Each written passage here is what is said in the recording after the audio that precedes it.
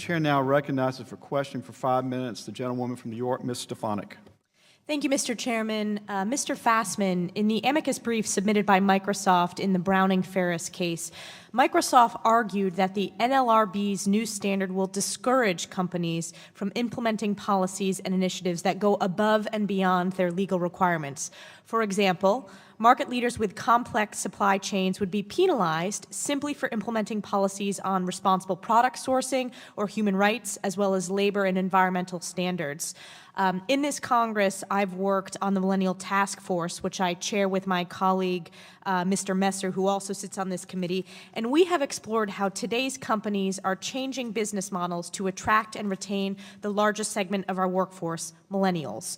What companies such as PricewaterhouseCoopers, Uber, and Google are telling us is that millennials are looking for companies that have a purpose larger than the business. Corporate citizenship is now more than ever a key factor in millennials' interest in a job. So how does this new joint employer standard actually chill positive corporate policies by American companies, specifically large companies with complex supply chains? I think that that's a very good point, and the answer is that large companies with supply chains and with innovative programs under the standard that the Labor Board has created have to be extremely careful about the control that they exercise, that is, implementing policies from the top down.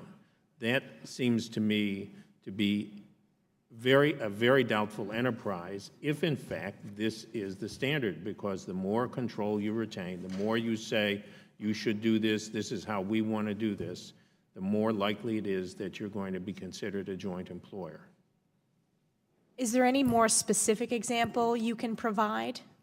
I can't think of any sitting here right now. Okay, thank you very much. I yield back.